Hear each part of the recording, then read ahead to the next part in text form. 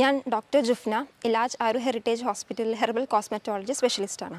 സൗന്ദര്യവും ആരോഗ്യവുമുള്ള മുടി ആണ് ഏതൊരു മനുഷ്യൻ്റെയും ആഗ്രഹം. ശരാശരി മനുഷ്യന് ദിവസം 70 മുതൽ 100 മുടി വരെ കൊഴിഞ്ഞു പോകുന്നതാണ് കണക്ക്. ഇതിൽ ഇപ്പോൾ 100 മുടിയിൽ കൂടുതൽ കൊഴിഞ്ഞു പോവുകയും കുളിക്കുന്ന സമയത്ത് കൂടുതലായിട്ട് മുടി കൊഴിഞ്ഞു പോവുകയോ അല്ലെങ്കിൽ ചെയ്യുന്ന സമയത്ത് കൂടുതലായിട്ട് മുടി കൊഴിഞ്ഞു പോകുന്നത് എന്ന അവസ്ഥയെ നമ്മൾ മുടി കൊഴിച്ചിൽ എന്ന് പറയുന്നത്. ഇതിൽ തന്നെ പെട്ടെന്നുണ്ടാകുന്ന മുടി കൊഴിച്ചിലും അതുപോലെ തന്നെ ക്രമേണ ആയിട്ടുള്ള മുടി കൊഴിച്ചിലും ഉണ്ടാവാറുണ്ട്. ഈ പെട്ടെന്നുള്ള മുടി കൊഴിച്ചിലിൽ കടുത്ത പനിക്ക് ശേഷം, പ്രസവത്തിന് ശേഷം, അതേപോലെ തന്നെ ഒരു സർജറിക്ക് ശേഷമൊക്കെ ഉണ്ടാകുന്നതാണ് പെട്ടെന്നുള്ള മുടി കൊഴിച്ചിൽ. അതുപോലെ തന്നെ കൂടുതലായിട്ട് സ്ട്രെസ്സ്, താരൻ, മരുന്നുകളുടെ പാർശ്വഫലമായിട്ടുണ്ടാകുന്നത് ഹോർമോൺ വ്യതിയാനങ്ങളിൽ, പ്രത്യേകിച്ച് തൈറോയ്ഡ് ഹോർമോണിലെ വ്യതിയാനങ്ങൾ, അതുകൂടാതെ തന്നെ പോഷകത്തിൻ്റെ കുറവ്. നമ്മൾ മുടിയിൽ ഏറ്റവും കൂടുതൽ പ്രോട്ടീനാണ് ആവശ്യം. അതിൻ്റെ കുറവ് മൂലം മുടി കൊഴിച്ചിൽ കാണപ്പെടുന്നു. ജനിതകമായിട്ട് ക്രമേണ മുടി കൊഴിച്ചിൽ ഉണ്ടാകുന്നതിന് പാറ്റേൺഡ് ഹെയർ ലോസ് എന്നാണ് പറയുന്നത്. ഇതിൽ തന്നെ പുരുഷന്മാർക്കും സ്ത്രീകൾക്കും 2 തരത്തിലായിട്ടാണ് പറയുന്നത്. ഇതിൽ സ്ത്രീകൾക്ക് മുടിയുടെ കട്ടി കുറയുക, നെറ്റി കയറുക, അതേപോലെ തന്നെ സെൻറ്റർ എടുക്കുമ്പോൾ വീതി കൂടുക എന്നുള്ള ലക്ഷണങ്ങളാണ് കണ്ടുവരുന്നത്.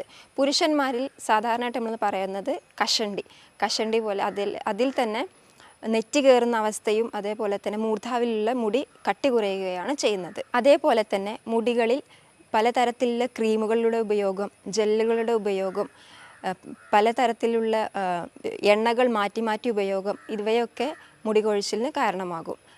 അതേപോലെ തന്നെ ഈ 2 വീലർ ഉപയോഗിക്കുമ്പോൾ ഹെൽമെറ്റ് ധരിക്കുമ്പോൾ ഉണ്ടാകുന്ന മുടി കൊഴിച്ചിലും സാധാരണയായിട്ട് കണ്ടുവരുന്നുണ്ട്. അതുകൊണ്ട് കേശത്തിൻ്റെ പരിപാലനം ഏറ്റവും കൂടുതൽ നമ്മൾ ശരിക്കും ശ്രദ്ധിക്കേണ്ടത് തന്നെയാണ്. നനഞ്ഞ മുടി കെട്ടുകയോ ചീവുകയോ ചെയ്യാതിരിക്കുക, ടൈറ്റായിട്ട് മുടി കെട്ടാതിരിക്കുക, അതേപോലെ തന്നെ മുടി ഉണക്കുമ്പോൾ തുറന്നിട്ട് ഉണക്കാൻ ശ്രമിക്കുക, ഹെയർ ബ്ലൗസ് അല്ലെങ്കിൽ ഹെയർ ഡ്രയേഴ്സിൻ്റെ ഉപയോഗം ഒഴിവാക്കുക, സ്ട്രെയിറ്റനിങ്, കളറിങ് എന്നതിലെ ഉപയോഗം അമിതമായി കഴിഞ്ഞാൽ മുടി കൊഴിച്ചിൽ കാണപ്പെടുന്നുണ്ട്. അപ്പോൾ നമ്മൾ മുടി ചീവുകയാണെങ്കിൽ തന്നെ മുന്നിൽ നിന്ന് ബാക്കിലോട്ടും ബാക്കിൽ നിന്ന് മുന്നിലോട്ടും സൈഡിലേക്കുമാണ് നമ്മൾ കൂടുതലും ചെയ്യുവാൻ ശ്രദ്ധിക്കുക. ആയുർവേദത്തിൽ ഉള്ളിലേക്കും പുറമേ ആയിട്ടുള്ള ചികിത്സകൾ ലഭ്യമാണ്. അതുകൊണ്ട് ഇതിൽ കുറേ hot oil treatments, hair fall hair പാക്കുകൾ, പ്രോട്ടീൻ ട്രീറ്റ്മെൻറ്റ്സ്, അതേപോലെ തന്നെ നമ്മൾ പ്രച്ഛാൻ എന്ന് പറയുന്ന ഡെർമാറോൾ ഉപയോഗിച്ചുകൊണ്ടുള്ള ട്രീറ്റ്മെൻറ്റ്സ് എല്ലാം മുടി കൊഴിച്ചിലിന് വളരെ തന്നെ ഫലപ്രദമായിട്ട് നമ്മൾ കാണപ്പെടുന്നുണ്ട്. നിങ്ങൾക്ക് ധാരാളമായി മുടി കൊഴിച്ചിലുള്ള അവസ്ഥയിലാണെങ്കിൽ നിങ്ങൾ ഒരു വിദഗ്ധ ഡോക്ടറെ സമീപിക്കാവുന്നതാണ്. മറ്റൊരു ഹെൽത്ത് വീഡിയോയുമായി വീണ്ടും കാണുന്നതാണ്. താങ്ക്